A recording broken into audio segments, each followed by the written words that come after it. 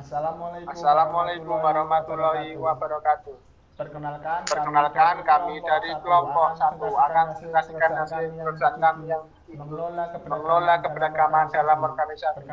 Perkenalkan, nama saya Dani Febrian, nomor MPDM 349. Saya Ardian Adi Saputra, NPM 330. Saya Fridia Ismaira Kansa, NPM 23551. Saya Seka Delia Desta, NPM 335. Saya Nafisa Julfa, NPM 360.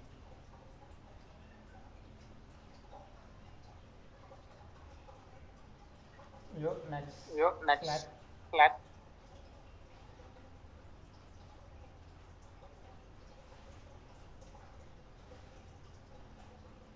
Yang pertama, makna keberagaman. Setiap manusia dilahirkan unik dengan kemampuan, kekhasan, dan keterampilan tertentu yang membedakan dari manusia yang lain. Pada suatu organisasi, individu yang bekerja di dalamnya, pada hal tertentu memiliki kesamaan antara satu dengan yang lain dan terlihat secara kasat mata, misalnya pakaian, peralatan, dan sebagainya. Tetapi dalam banyak hal mereka sangat berbeda secara kultural, pola pikir, keyakinan, religi, dan lain-lain yang tidak tampak. Mengingat perbedaan ini menjadi kinerja karyawan dan perusahaan, maka perusahaan perlu menyadari pentingnya keunikan dan keberagaman dalam mengelola sumber daya manusia yang mereka miliki.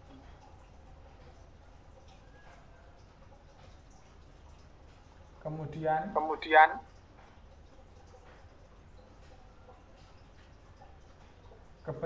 keberagaman dalam organisasi. Keberagaman, diversity, dalam organisasi menunjukkan perbedaan sumber daya manusia sebagai akibat dari perubahan komposisi dan kecenderungan tenaga kerja global berikut ini. 1. Perempuan banyak yang bekerja di luar rumah. 2. Makin banyak imigran masuk dan bekerja di negara maju untuk memperoleh kehidupan yang lebih baik. 3. Makin banyak golongan muda yang mampu meraih karir di dalam waktu cepat dibandingkan dengan orang tua mereka. 4. Makin menipisnya batas-batas negara menyebabkan berkurangnya anggota masyarakat yang masih terikat dengan suku atau etnis tertentu.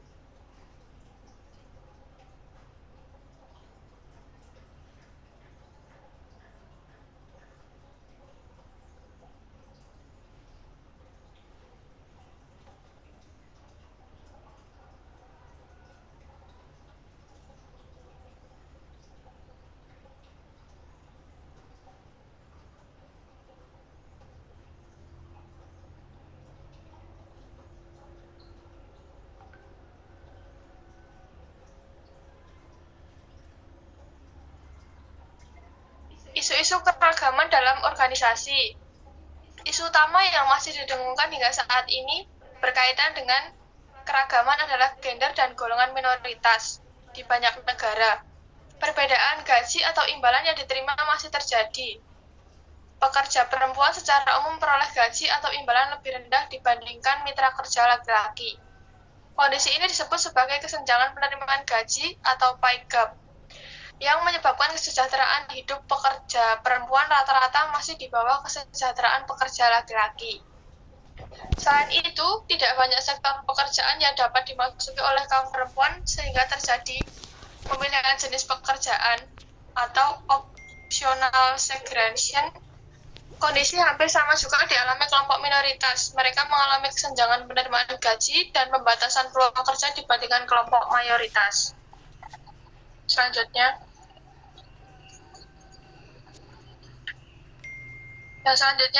menghambat kaum perempuan untuk menduduki jabatan puncak.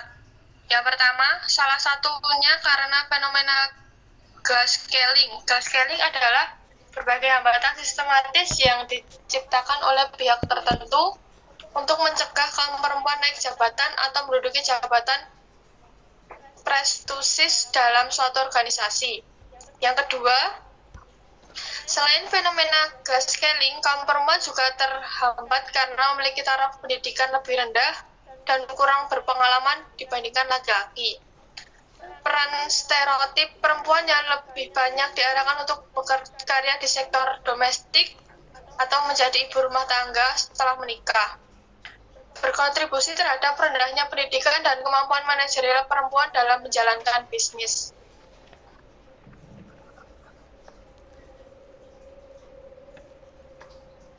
Kebijakan peluang bekerja yang sama.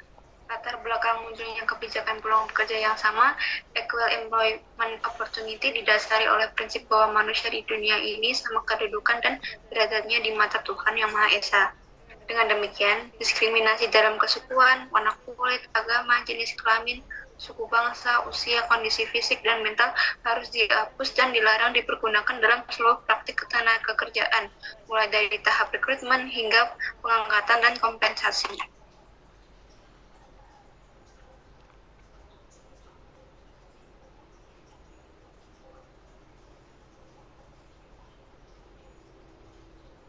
Larangan diskriminasi tenaga kerja.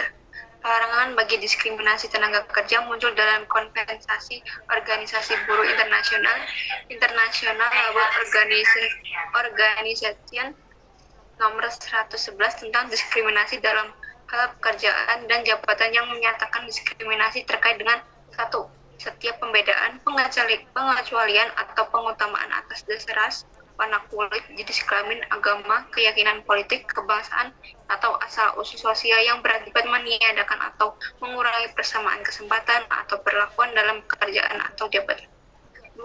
Perbedaan, pengecualian, atau pengutamaan lainnya yang berakibat meniadakan atau mengurangi persamaan kesempatan atau memperlakukan dalam pekerjaan atau jabatan sebagaimana ditentukan oleh anggota yang bersangkutan setelah berkonsultasi dengan wakil organisasi, pengusaha, dan pekerjaan jika ada juga dengan badan lain yang sesuai. Selanjutnya, pemicu kepuasan kerja karyawan. 1. Keterlibatan.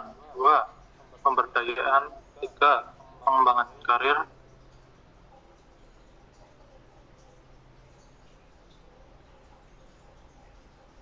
Selanjutnya, keterbukaan. 5. Kerjasama tim. 6. Mendorong kinerja. 7. Imbalan berdasarkan kinerja. Next, penilaian kinerja. Penilaian kinerja berasal dari 1. Atasan yang menilai bawahannya.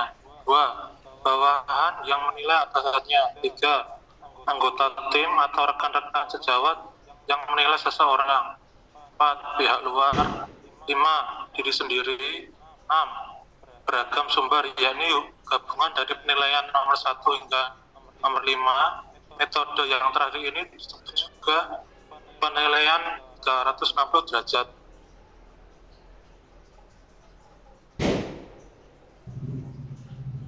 Berikut ini adalah contoh kasus dari PT Drydog. PT Drydog Graha pecat sebagian pekerja warga negara India. Tuntutan pekerja WNI agar pekerja warga negara India dipecat pasca kerusuhan yang terjadi pada Kamis 22 April 2010 terkabul. Untuk menghindari hal serupa terjadi lagi, PT Drydog Graha memecat sebagian pekerja warga negara India. Sebagian sudah diberhentikan yang dianggap tidak bisa bekerja sama, ujar Kapoltabes Batam, Kombes Pol Leo Braksan kepada Detikcom. Leo mengatakan, sebagian pekerja warga negara India yang dinonaktifkan sementara, mereka akan digantikan dengan tenaga ahli asing dari negara lain. Penonaktifan sementara ini belum diketahui sampai kapan, tergantung dari pihak manajemen perusahaan. Memang nggak semua sama, masih ada warga negara India yang baik. Kebijakan ini sudah diberlakukan sejak Jumat 23 April, sedangkan untuk pekerja Indonesia masih diliburkan karena memang perusahaan masih belum bisa beroperasi seperti semula. Next.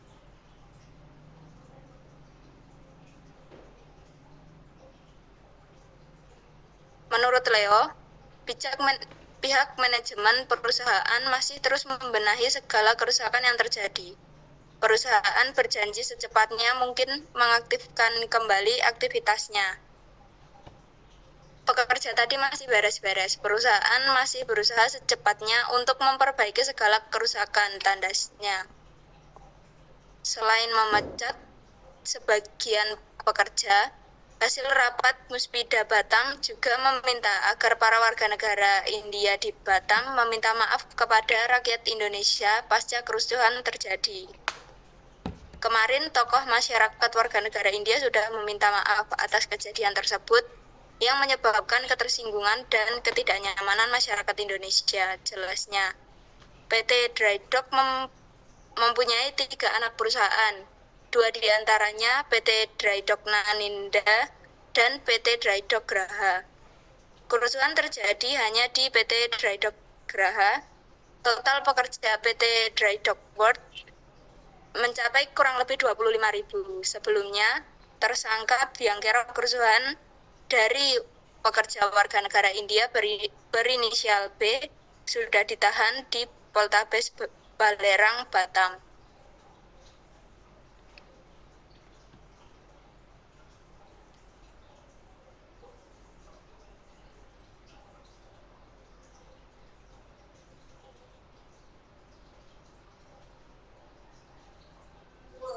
Berita ini menyoroti pentingnya mengelola keragaman dalam sebuah organisasi, terutama dalam konteks hubungan antar bangsa di lingkungan kerja. Manajemen PT Dry Docks Graha harus menghadapi tantangan dalam mengelola keragaman antara pekerja WN India dan WNI. Mereka harus memastikan bahwa semua anggota tim dapat bekerja sama secara efektif tanpa adanya konflik etis atau nasional.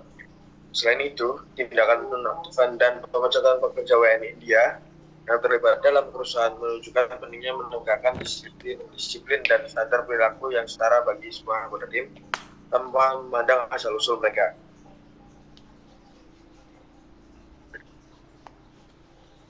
Poin pembelajarannya, keragaman sebagai sumber inovasi dan kreativitas. Salah satu manfaat utama dari keragaman dalam organisasi adalah kemampuan untuk merangsang inovasi.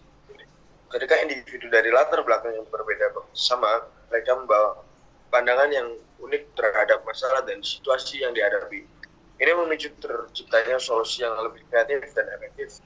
Beragam perspektif juga membantu dalam memecahkan masalah dengan lebih komprehensif, karena melibatkan banyak sudut pandang.